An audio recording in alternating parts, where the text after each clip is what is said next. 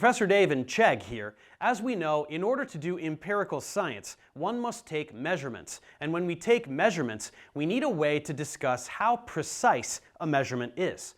What does precision mean in this context? Let's take a closer look. To clarify with an example, if we look out at a crowd, one way to measure would be to simply guess how many people there are. Perhaps we could guess 1,000. But what if everyone at this event bought a ticket and we could learn that 994 people showed a ticket for entry? This is a much more precise number because it has more significant figures in it than 1,000. A significant figure, sometimes called a sig fig, is a digit that contributes to the precision of a value. Here's another example. Say we wanted to find the mass of an object. We could weigh it on a balance, which tells us that it's 4.3 grams. But what this really means is that it is somewhere between 4.25 and 4.34 grams, such that it rounds to 4.3. Then, what if we use a more sophisticated balance, like a digital balance? We might find out that it is 4.3279 grams. Again, there is still uncertainty associated with the last digit, the 9, but this new number is a more precise measurement than the first, because it has more significant figures. How do we know which figures are significant and which are not? Well, there are a few simple rules to follow. Number 1, any non-zero digit is significant. 1, 2, 3, up to 9, they are all always significant. We will see that only zeros can be insignificant. So 4.3 has two significant figures. Number 2, zeros in between non-zero digits are significant, so 4.03 has three significant figures. Number 3, leading zeros, the ones that come before the first non-zero digit, are not significant, so 0.00043 has only two significant figures.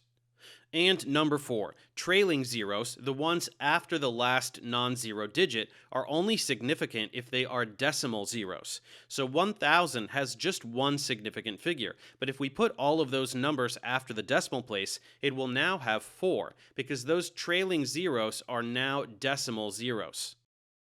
Let's make sure we are good with this so far. Look at the number 0.008020. How many sig figs are in this number? If you said 4, then you're right. The leading zeros don't count, but the other digits do, because they qualify as either non-zero digits, zeros in between non-zeros, or trailing decimal zeros.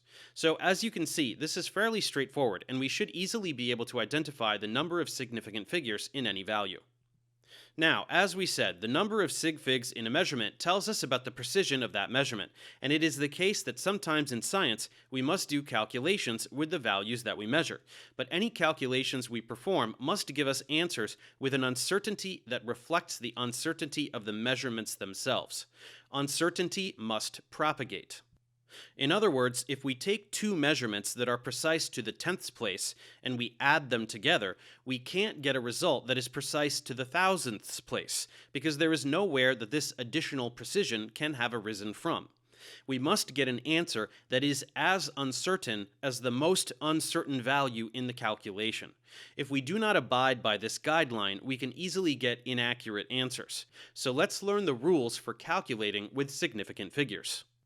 If we need to add or subtract two numbers, our result will be rounded to the decimal place that reflects the least number of decimal places in any of the values.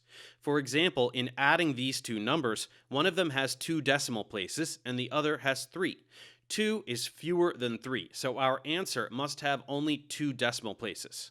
Whichever digit is present in the third decimal place, if it is between 0 and 4, we round down, which means that we simply remove it. And if it is between 5 and 9, we round up, which means increasing the second decimal place by 1.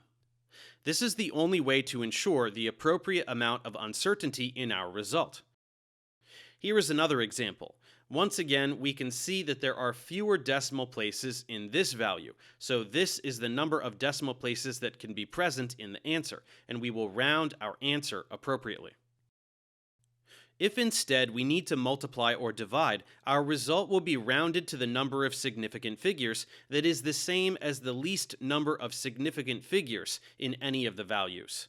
For example, in multiplying these two numbers, one of them has 3 sig figs and the other has 4. 3 is fewer than 4, so our answer must have only 3 significant figures.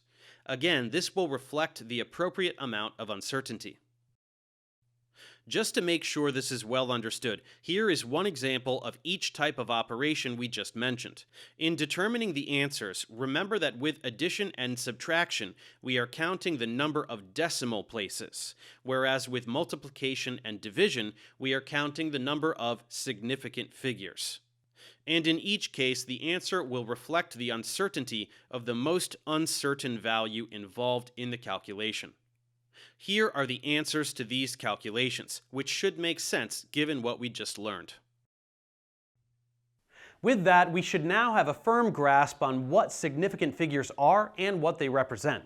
We should also be able to perform calculations that yield results which display an appropriate amount of uncertainty given the propagation of the uncertainty associated with the measurements involved.